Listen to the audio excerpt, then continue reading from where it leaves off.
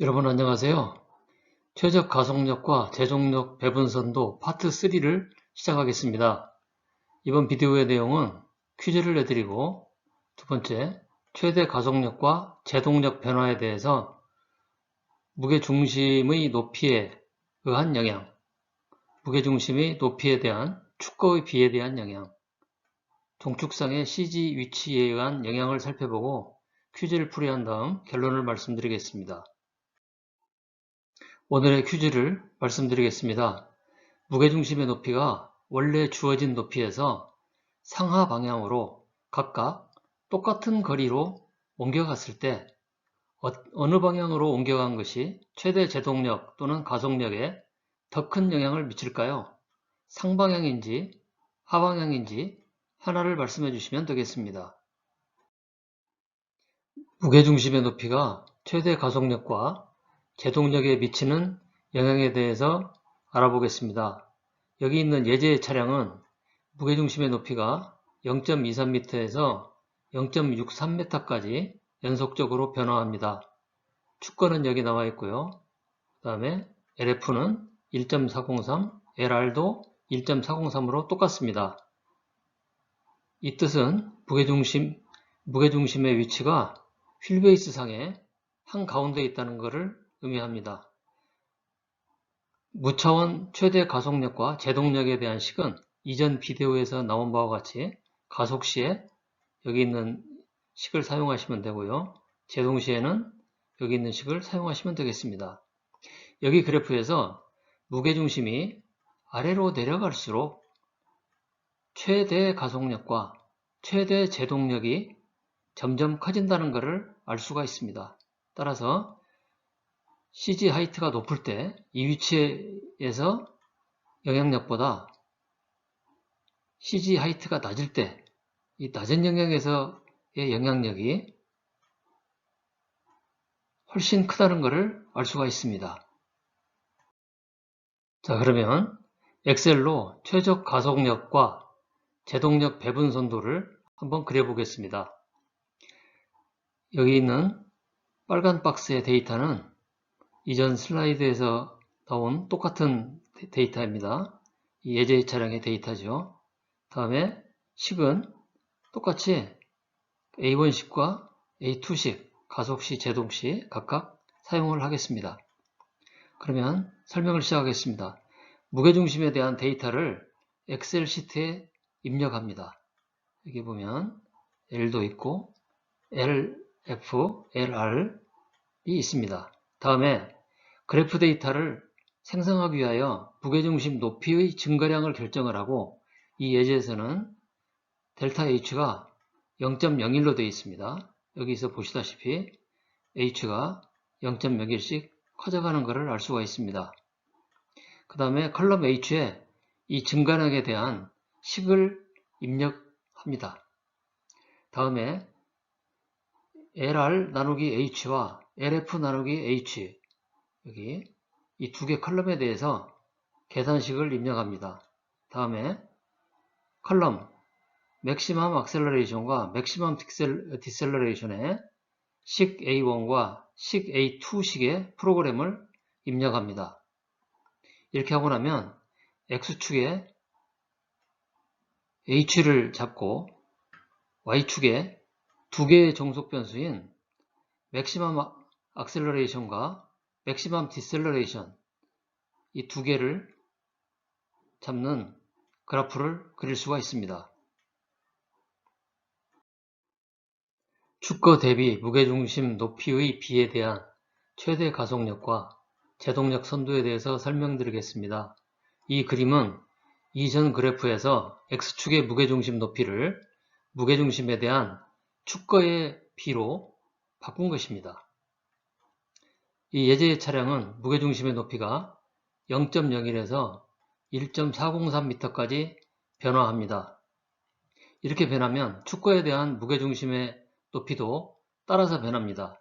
이 비를 0.003에서 0.049까지 나타내었습니다. 무차원의 최대 가속력과 제동력은 가속 시에 이 식을 사용하고 제동 시에는 이 식을 사용합니다. 이거는 파트 2와 파트 1에서 나온 비디오와 똑같은 식입니다. 무게중심 대비 축거의 비가 낮아질수록 기울기가 가파르게 변화합니다. 여기서 기울기가 이렇게 점점 가파르게 변화되는 것을 여러분은 볼 수가 있습니다. 또한 차량의 무게중심이 낮아질수록 최대 가속력과 제동력에 미치는 영향이 여기 보시면 점점 커집니다. 점점 커지죠. 마지막으로 최대 가속력과 제동력은 무게중심이 노면까지 내려가면 이론상으로는 무한대입니다. 여기서 무한대라는 말의 의미는 무게중심의 위치가 가속력과 제동력의 작용선상에 있기 때문에 무한대의 힘으로 가속시켜도 중량이 일어나지 않는다라는 의미가 되겠습니다. 앞의 슬라이드에서 보여드린 최적 가속 및 제동력 배분선도를 엑셀로 어떻게 그리는지를 보여드리겠습니다. 여기에 예제의 차량의 데이터가 있습니다. 다음에 우리의 친숙한 두 개의 식, 가속시의 식과 제동시의 식이 있습니다. 그러면 바로 설명으로 들어가겠습니다. 무게중심에 대한 데이터를 엑셀 시트에 입력합니다. 다음에 무게중심의 높이의 증가량을 입력합니다. 여기서 델타 H는 0.028이 되겠습니다. 보시면 0.028씩 계속 증가를 하고 있죠. 그 다음에 컬럼 H 나누기 L에 해당 계산식을 입력을 합니다. 다음에 LR 나누기 H와 LF 나누기 H의 계산식을 두 컬럼에 입력을 합니다. 다음에 컬럼 맥스 악셀러레이션과 맥스 디셀러레이션의 A1식과 A2식의 계산 프로그램을 입력합니다. 그러면 X축에 H와 L의 B, 그 다음에 Y축에 두 개의 정속 변수인 맥스 악셀러레이션과 맥스 디셀러레이션, 이 두 개를 나타내면 이전에 설명드린 그래프를 그릴 수가 있습니다.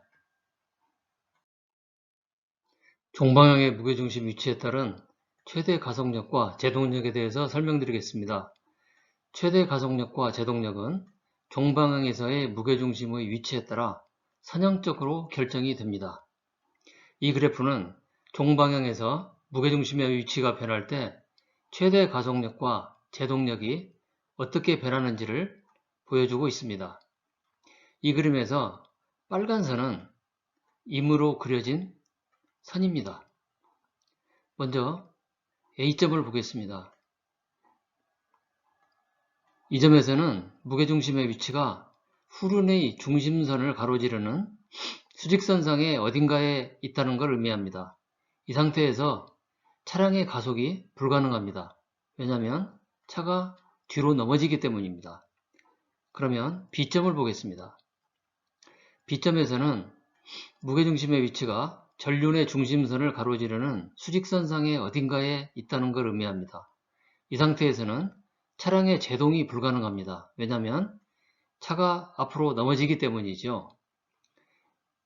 여기 있는 빨간 선의 의미는 무게중심의 위치가 결정이 되면 차량의 최대 가속력과 제동력은 동시에 커지거나 작아지지 않는다는 것을 나타냅니다.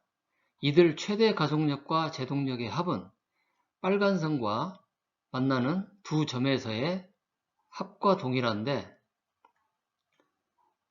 이 그래프 어디에 선을 그어도 똑같은 결과를 얻게 됩니다. 따라서 여기 있는 이 값의 절대값과 여기 있는 이 값의 절대값의 합은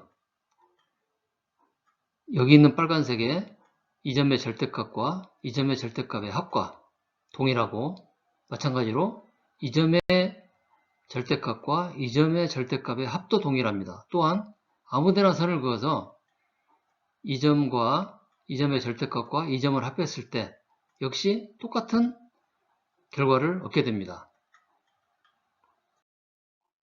이전 슬라이드에서 보여드린 최적 가속력 및 제동력 배분선도를 엑셀로 어떻게 그리는지에 대해서 설명을 해드리겠습니다. 빨간색 박스 안에 무게중심에 대한 지오메트리 데이터가 나와 있습니다. 다음에 이전 슬라이드와 마찬가지로 똑같이 가속시, 제동시에 대해서 식 두 개를 우리가 가지고 있습니다. 그러면 그리는 방법을 설명드리겠습니다. 먼저 무게중심에 대한 데이터를 엑셀 시트에 입력을 합니다. 다음에 LR의 증가량을 결정을 합니다. 여기서는 0.056입니다. LR 칼럼에서 보시는 바와 같이 0.056씩 꾸준히 증가함을 보실 수가 있습니다.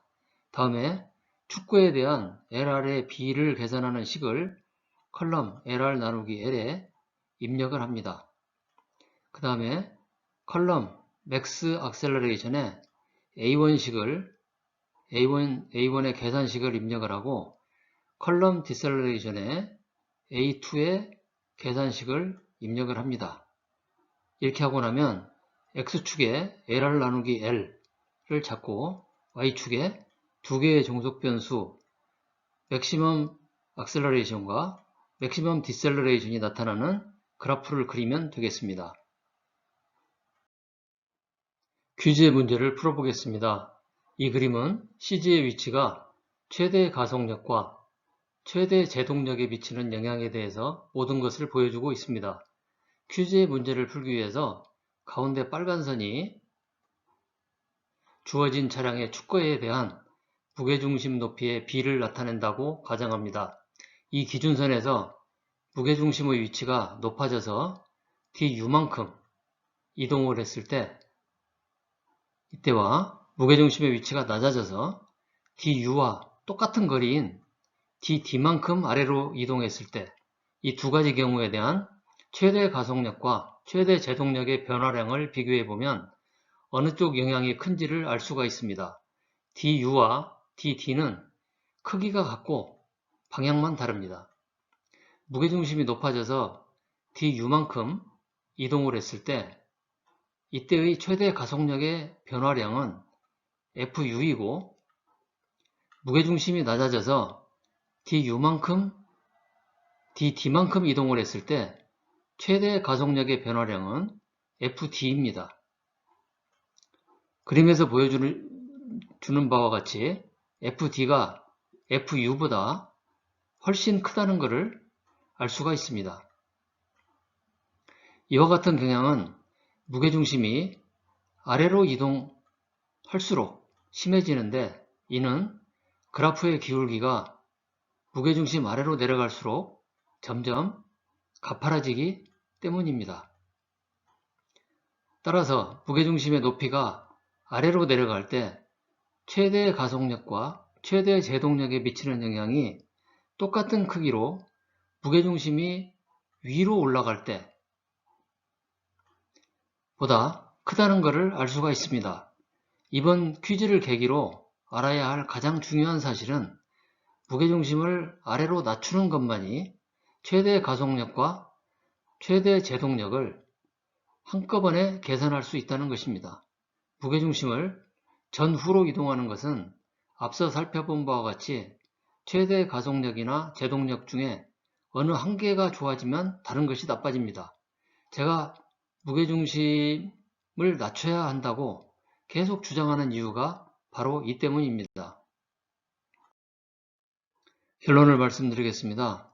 무게중심의 위치가 낮아질수록 최대 가속력과 최대 제동력에 미치는 영향이 점점 더 커집니다.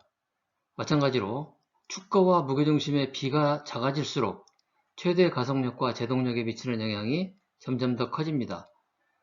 무게중심의 높이를 유지한 채로 그 위치를 전후 방향으로 이동하는 것은 최대 가속력과 최대 제동력이 서로 같은 크기로 커지거나 작아집니다. 이 경우에 최대 가속력과 제동력의 합은 어느 위치로 이동해도 동일한 값을 갖습니다.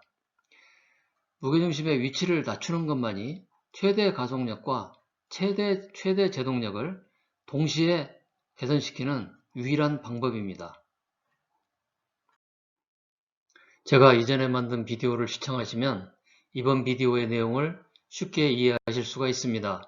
최근에 만들어진 비디오인 EBD와 최적 가속력 및 제동력 배분선도 파트 1에서는 배분선도의 의미와 EBD의 로직을 설명하였습니다. 또한 최적 가속력 및 제동력 배분선도 파트 2에서는 선도의 물리적 특성과 엑셀 시트를 이용하여 직접 선도를 그리는 방법을 설명하였습니다.